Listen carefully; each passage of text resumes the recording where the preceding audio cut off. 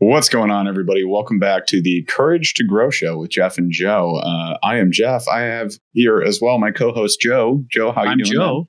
I'm doing fantastic. Although I got to give you credit, Jeff. You know, this is the thing about having discipline, being relentless. I know that you're not feeling 100%. I really appreciate you being here with, the challenges that happen with sometimes when we tweak a neck and you have this, whether it's corticolis or something like, it's like, what's going on? So I really appreciate you bringing in that energy. And then we have a special guest today. We do have a guest. So we are joined here by Rusty Osborne, who has a sick last name. He's also part of our dojo. He's been a black belt with us for a long time, but he does some unconscious mindset work with entrepreneurs. So really excited to talk to Rusty today. As you guys know, with the show, we dive in, we talk about how you got started in your business, and we roll on through some of those struggle points that you've hit as an entrepreneur, because it does take that courage to push on through. So I'm excited to hear Rusty's story. Rusty, how you doing, man? I'm doing really well. Thanks for asking. Awesome. Good to have you. And yeah, for everybody listening or watching, if I sound real weird, it's because I am extremely stiff. I had some absurd neck thing happen last night, some muscle spasms going on. So not totally thrilled with my body, but you know what? We're here. We're going to have fun. So Rusty, let's kick it off with you, man. Where I want to start, and where we start with just about everybody, is if you can boil down what you do into 15 seconds or less, what would you tell our listeners and watchers? Sounds good. So what I do in 15 seconds or less is I take entrepreneurs who are feeling stuck in their business or in their life, and we use the unconscious mind to break through whatever barriers are keeping them stuck, maybe under a certain revenue level or not confident in their sales approach or whatever other issues they might be facing. Love it. Nailed it. So far, I think every one of our guests has nailed the 15-second time slot. Yeah. It's a fun little challenge we like to toss out. So awesome. We've got kind of a 30,000 foot view with you now. And let's do this. Let's go back a little bit. When did you start doing this? When did this become a thing for you? So it became a thing for me, specifically doing the work on myself when I had to shut down my last business because it wasn't working.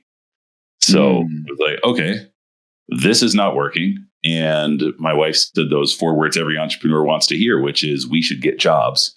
So that was painful. So got a job and started doing the mindset work to figure out what is it that kept me stuck and didn't allow me to succeed in that business. So that's what started for me. What was the business prior that you shut down? Yeah, it was weight loss coaching, mainly for musicians. So it was really fun, super impactful. We got great results, but we just couldn't get it really off the ground to the level where it could do more than just kind of sustain us. And you say mainly for musicians because for the listener, Rusty, talk a little bit about your background. Go back and let people know why you were weight loss for musicians. What's the story? Yeah. So the story is I was a country musician, super fun, a lot of fun, but it was also a lot of free booze and free food. So I was a drunken, obese country musician. And so after figuring out that I didn't want to be like that anymore, I lost 85 pounds, kept it off, and people would come up to me at the gigs and say, wow, I can't believe you lost so much weight. I could never do that. I could never quit drinking. I could never eat like that. I could never do anything. And I was like, guys, I'm an idiot and I figured it out. Yeah. You are all definitely smarter than me. And I know you could do it too. So that's where I was saying, you know what? I'm going to start coaching people, figuring out how to help them change and make that shift. Did you have a rock bottom moment that made you go, F this, man, I got to get out of this? Yeah. There's one specific one. Overall, it was like I hit rock bottom and flapped on the bottom of the seafloor for a while. But the real one for the health side of things was that I went and played a gig for a friend of mine, and we just went nuts. Because normally the gigs that I was playing before that, we'd play from 9 p.m. to 1 a.m. and then pack up, get home by about 3. Yeah. And so there's not a lot of time to get in trouble in that time frame. But this one, we started at 9, ended at 10. Someone else played after us. So I had all night to mess up. And so Long story short, I lost my bass guitar, which was actually somebody else's. And I spent the whole next day trying to find where it went. I swore I'd never drink again. I'm an asshole. I need to stop doing this. And then I get home and the bass guitar was sitting on my front porch suddenly. My neighbor said, "Oh, you left it at your garage." And the rock bottom moment wasn't that I lost all that. It was the thought that happened immediately there, which was, let's go to the bar and celebrate. Oh no. My God. Wait. I've got a problem with something here. And so that's when I said, okay, this needs to change. Good for you, man. To recognize that is a huge deal. Yeah, well, to recognize and to take action, because I feel like, Rusty, you can probably mirror this as well. Like there are many people out there, ourselves included, where we have that moment and we're like, this is bad. And then we do just go to the bar. And we're like, yeah, it's bad, but I don't have to manage it today. I don't have to deal with this right now. This is a next week problem. This is a next month problem. And the funny thing is there's a crossover from, health related things like that to obviously your mindset and entrepreneurialism, right? So as an entrepreneur, we could have these big holes in the ship that is our business. And we're literally taking on water by the bucket full, but we're like, you know what? Slap a bit of duct tape on that baby. We're going to rock it out for another week. It'll be fine. That's a 2024 problem. That's a 2025 problem, right? And what I'm hearing from you, and I've done a session with you, Joe has done many sessions with you. Yeah, exactly. So it's like what I get from you is that you're kind of unlocking these secret passageways almost with the individuals that you work with, where it's like, okay, what is the real reason that we're not handling that, right? Or what is the real reason that we're not breaking that glass ceiling that you've put over your head and allowing ourselves to achieve success? Because the funny thing about success, and I'd love to hear your take on this, is that the success that we are all capable of achieving is, fully within our grasp. It's within reach. It's whether or not we accept that success into our lives. Like we have to say yes to it. It shows up on your doorstep and you got to sign for the package. And it's your choice at that point to be like, do I accept the success, or is fear or something else holding us back from signing for that package? So yeah, I'd love to hear your thoughts on that, man. What comes to mind when you think about something like that analogy? Yeah, definitely. The way that I think about this is, like you said, the package shows up on the doorstep. You just got to basically open the door and sign for it. Right. Another way to think about it is imagine you're a hot air balloon, and a hot air balloon has that throttle, the fire that wants to help it float up. And that's your big why. That's you just saying like, I deserve it. That's staying in the vortex or whatever else you think about for getting to your success. But, those hot air balloons also have those big ropes that tie it down to the ground. All those weights holding it down so that way it doesn't go. No matter how strong your why is, no matter how strong you're like, I can push through and get this done. If you still have fears or shame or money mindset issues or low self-confidence for some reason, those weights are going to keep you down and you'll never be able to float up and float away. And so we can literally break apart most of those biggest weights holding you down in just a couple sessions. So that way, just like you were saying, you open the door, sign for the package. You don't stand at the door and say, oh, I can't do it. It's scary. What is the big world out there? I know it's not safe. Right. You just open the damn door and sign for the package. Right. You accept that success. Yeah. No, and something that comes to mind for me too is, and I know you guys have all experienced this at some point or other, maybe many times in your life, and probably everybody watching or listening has experienced this. You have that opportunity come up and like, what's that gut feeling? Like, what does your gut tell you? If you're in the right place, you're like, hell yeah, let's take this journey. And if you're in the wrong place, oftentimes you're like, I don't know. Like somebody could literally say, I'd love to partner with you. And this partnership could unlock 6 more figures to your business. And you're like, yeah, but like, what if it doesn't work? Sort of the what if monster comes in chirping in your ear. I've definitely felt that. And that comes in many different shapes. It could be as simple as like somebody says, hey, you want to go on a fishing trip up north? You can go in my boat, just bring your gear. And like, that's it. I got you. And I'm like, but I don't know you that well. this might not be that fun of a trip. Like, will I even catch fish? Then I have to take time off, and you get all this stuff going on in your brain. And yeah, if you can just push that aside, you can just say, you know what? Why not? Like, I'm off to the adventure. What's the worst that could happen? And that's something that's there's like two pieces that come to mind for me. And one of them is one of our values, our core values here at the SOS Dojo, which is if it's not a hell yes, it's a hell no.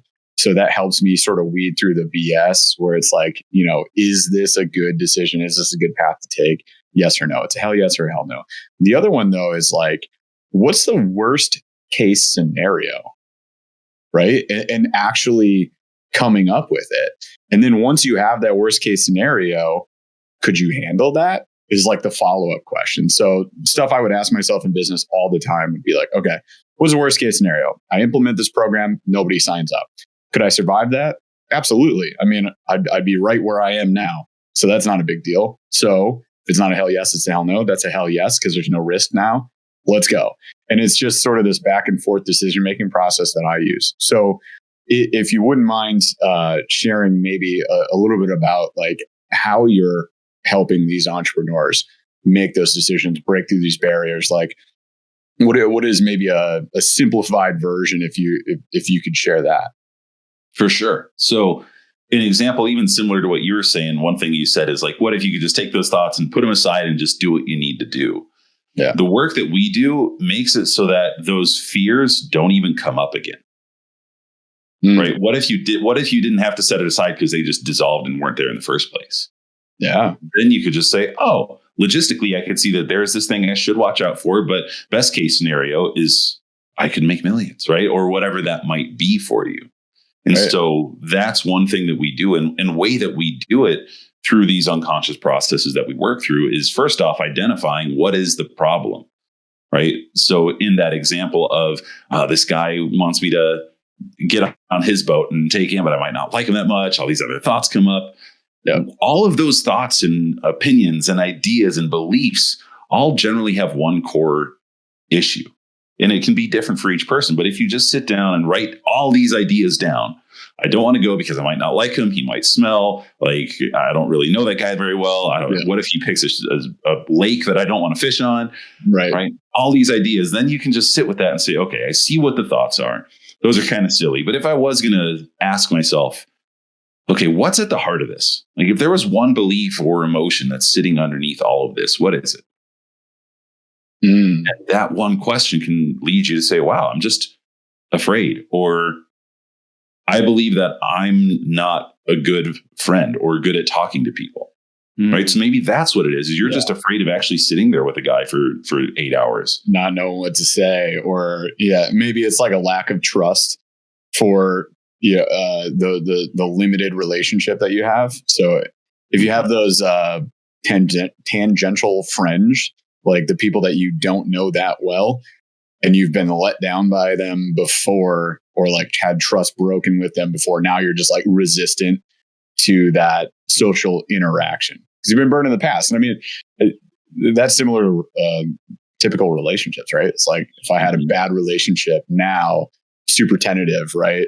I'm a self-saboteur when it comes to like love-based relationships. But even with friends, I mean, if it's like, I went on a trip one time, the guy was a dick, and now everybody else is going to be a dick if I go on a trip. One time. But I see where you're going with this, Rusty, and that becomes like that seed of doubt that lives rent free in your brain forever. It just never, it's a squatter. It just never leaves. Mm-hmm. So you're saying you help us find that and like get rid of that. Yeah. Yeah, we can just dissolve it so it doesn't show up anymore. Because even business is built on relationships, right? So even using that one example where it seems minor, it's outside of business. This is a window into what's holding you back in your business. How much of that goes back for some people? And again, not naming names. I know that I've had experiences that I'm happy to share with. Name the names. Listening. Burn the bridges. I'll use Joe Marcoux. Okay, great. I love it. There's been stuff in my own childhood, literally things when I was just a knee high that Rusty and I have been able to work on. And this is work that's really scary. I fully admit that I'm uncomfortable with doing it. And that's why I embrace it. It's no different than for those of you that might do cold showers in the morning like I do. Or ice I don't baths like or it. whatever. Yeah. I absolutely effing hate, and I do it.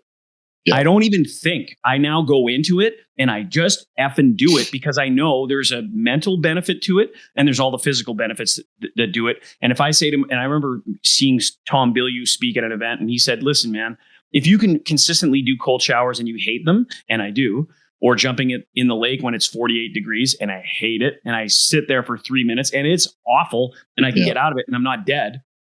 So doing this work with Rusty, I go back into, and we're going back in time, literally to moments, that, just like you said, you had that one friend, that one moment that suddenly it's a label, it's impressed upon it. Suddenly it's like that one moment that I am defining something with, and Rusty's going in and helping me. Let's just put an eraser to that. And then how comfortable are you with that? It's fascinating. Right. Example in terms of, even if you want to use some of the work that we've done, that feel free to that. What difference has it made, for example, with money mindset, which is a huge deal for people, or with sales, which is of course our forte in the SOS Dojo?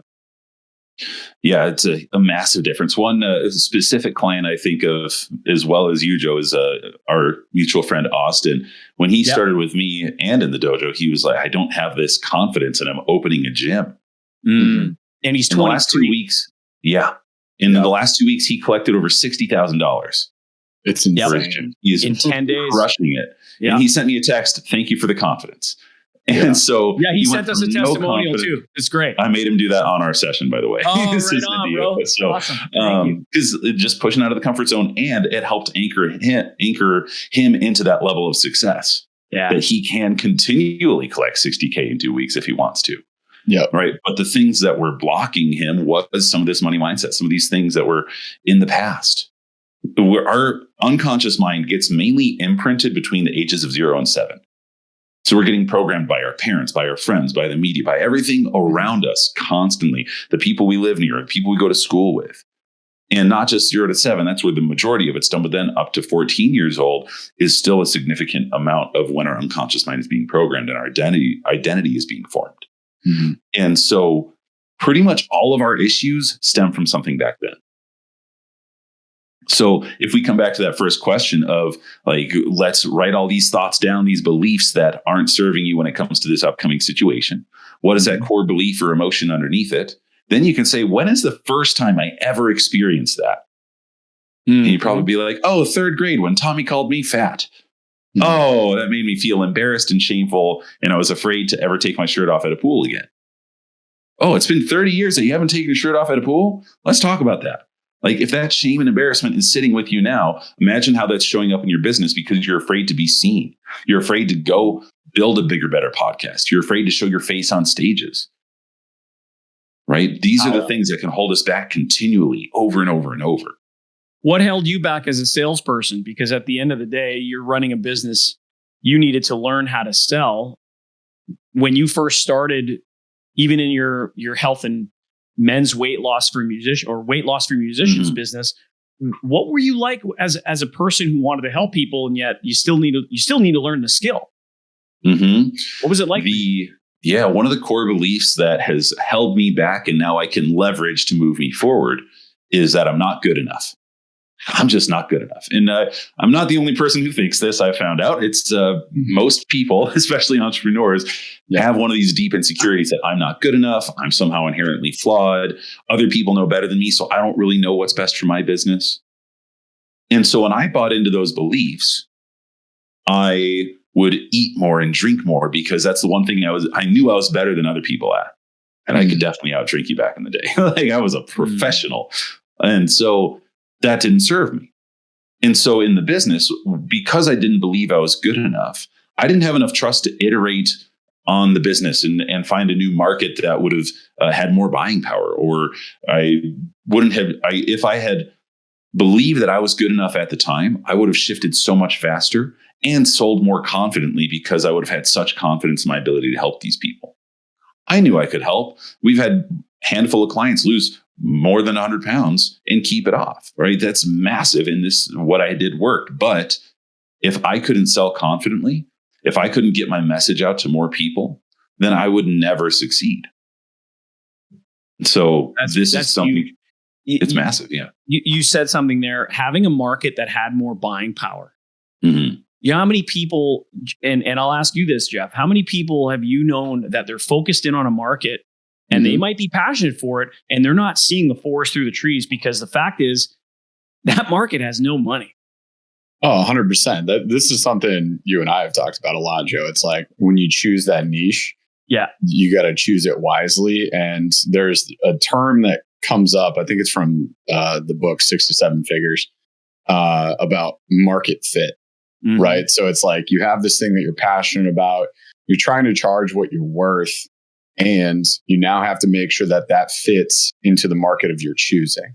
So when you choose that niche, for example, if I'm Rusty and I want to charge whatever Rusty's charging, but a high ticket amount for the amazing service that I offer, and then I go to I don't know, people who are single, living in an apartment, just got out of college, for example. So we'll say 22-year-old males who are trying to find their way in the world. Guess what? They ain't paying high ticket, man. Right. Like that is a struggle bus niche for you to jump into. There's no market fit versus if now Rusty's saying he wants to work with entrepreneurs who are stuck, then I would imagine they're in their late 20s at the youngest. Now we're really talking in the 30s. This is their first, maybe their second or third business. And they're at a point where they want to go from, let's say, 6 to 7 figures, just because the book I just referenced, right? That they want to make that jump, but they haven't been able to do it. Now, those individuals, they have sort of this desire, right? There's a bit of urgency because maybe it's my second or third business. And if this one doesn't work, I go get a job like Rusty was just talking about. And I don't want to do that because I want to pursue my passions. So maybe it's a question of, am I in the right market? Am I doing this in the right way? Am I allowing myself to achieve this success, or am I self-sabotaging? There's all these other questions that kind of spin around, but I can see where like the market shift that you made is really good for, what you want to do. Because if we do high ticket, if you're a solopreneur like Rusty, if you don't have the intention of adding coaches, or if you do 1 or 2 coaches, you're likely to work with a smaller pot of people. So if you want to make a living, you have to charge high ticket. You bet. Right? You have to charge what you're worth. And if you do that with that small group, then you can offer this amazing service and you get paid to live the life that you deserve to live. Right? There's so much that goes into it. But market fit's such a huge thing that I feel people just overlook. I just want to help people. Who? Anybody that wants help. Right? Okay, cool. Well, you got to be specific, but choose the right specific group. So then you can survive, right? And hopefully thrive. And I'll give you a specific, some numbers on this just for people who haven't noticed that this could be an issue. When I look back at my sales for that last business, about a third of them said, I am 100% in. I want to lose this weight. I want to do your program. And I've got $6 in my bank account. Yep. Literally a third. Wow. So my sales skill was actually there for the most part, but they would say, no, like, here's a screenshot. I'm sending you a screenshot of my bank. This is what I've got. Oh, Jeff is having some. My microphone just exploded. I don't know what happened. So I'm going to switch my audio. Go ahead and keep going. Yeah, we can hear you just fine. Yeah. Jeez. So either way, that means a third of the hours that I was spending on sales calls were essentially wasted on people that could not purchase. So that means I could have gone from 9% to like 39% if I just had a better market and no better skills. So let's talk about skills. I mean, when one of the things that a part of the show that we always bring up is a part called sales fails. So, and we've all had them. We share them. And exactly that, Rusty. You help dig into some of the stuff, the core beliefs that stop many we'll call them high performing entrepreneurs. Let's go back in time with you, where you go back and you go, you know what are some of the sales fails that you can share that you no longer do back then You had them, and sometimes these stories could be funny or otherwise. Give us a couple of examples of some things that have happened with you during we call them buying conversations. Back then, could have been a sales call. So go ahead. Right. I remember, I think it was my first enrollment, my first high ticket enrollment into my business after I made it. Like I learned how to really do high ticket and have the whole consultation and everything. And it was probably my, 14th, 15th conversation. And I was like, nobody says yes to these things. What is going on? And this guy at the end said yes. And I said, really? I love that reaction. That's awesome. Dude, I mean, yeah, of course. Yeah, I got in there. I know what I'm doing. I swear. And I mean, to this day, he's still one of my absolute favorite clients. He's one of the ones that lost over 100 pounds, kept it off, absolute life change. So it was amazing. I didn't ruin it. It was just a surprise for me. And so that would be a fail, almost potential fail, I guess.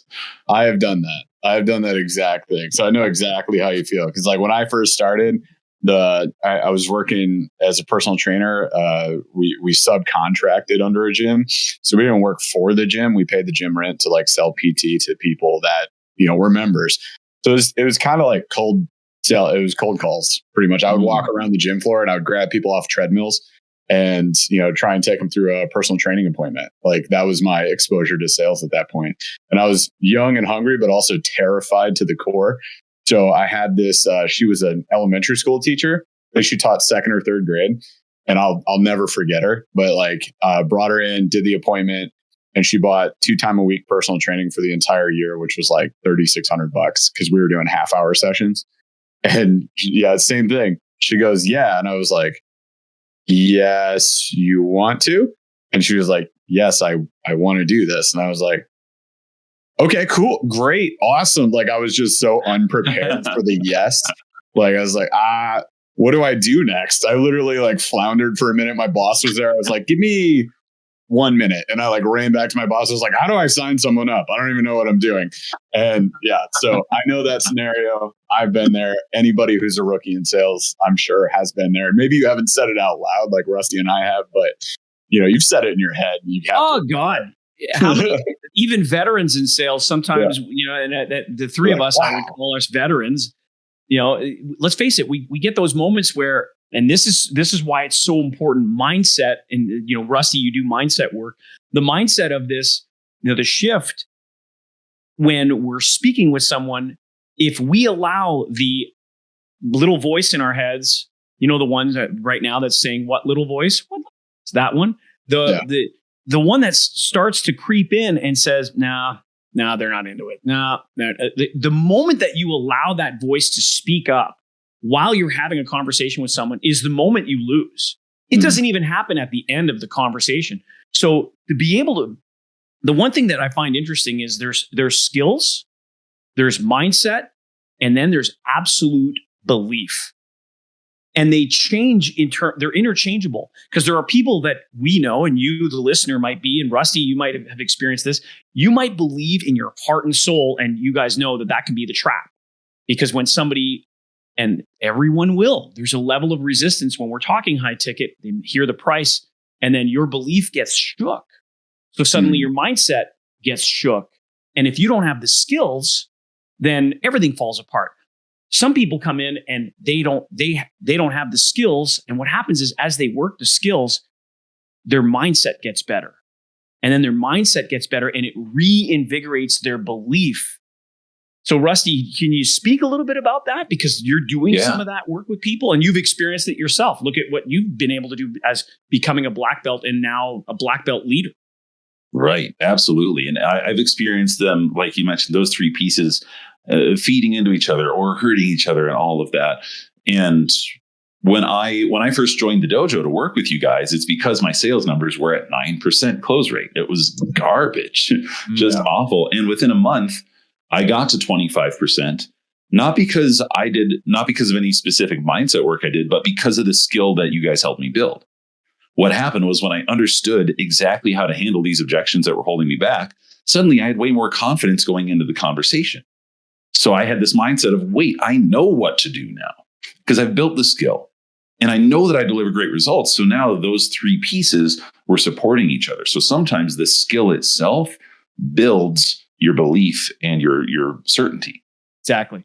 Right. Love So it. that's how that can impact it this way. There's other times where, I mean, think of it as an entrepreneur, your job is to solve problems.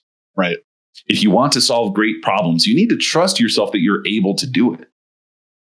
So that certainty, that belief, that absolute self-trust. I mean, think of Elon Musk, right? He just trusts himself so inherently that he just says, oh, screw it, let's go to Mars. Like, I'll figure it out. Yeah. Yeah. That level of self-trust is absolutely buildable. And this is one of those things where you go into your mindset and say, where did you learn not to trust yourself? Hey, as a guy who does subconscious work, I just read an article this morning. Neuralink is ready for human testing. Have you heard this? Elon Musk's little chip going into the brain. I'm like freaked out, bro. What's your take? It would be. Like, is that crazy? What's your take, Rusty? Oh, my take is that I haven't done enough research to know enough about it. That's a good call. Let's not touch that one with a 10-foot pole, says Rusty. That's a good call. Nope. Yeah.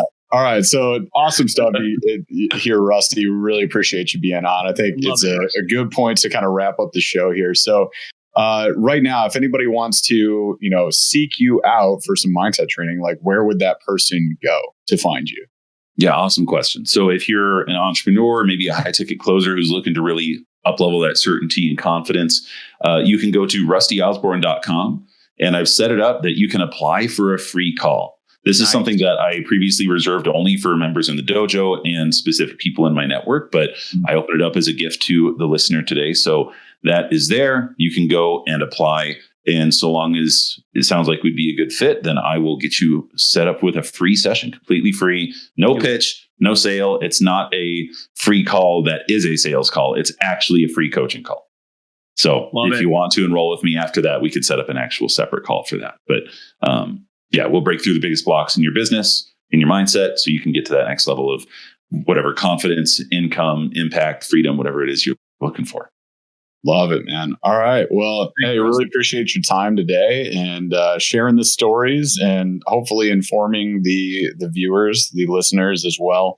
So if you guys are looking for something like this, if you want to unlock that potential, definitely go check out Rusty's website, go book a free call. I mean, what's the risk, right? You get the free call. You don't have to buy it. Just go check it out, man. All right. And thanks a lot for listening and watching, whether you're on YouTube or a podcast app. We really appreciate you guys watching the show as we move along and talk to other amazing guests. So tune in next week where we'll have another awesome guest on the show and we'll have a good time then. Thanks for watching. Chaz, take us out. So.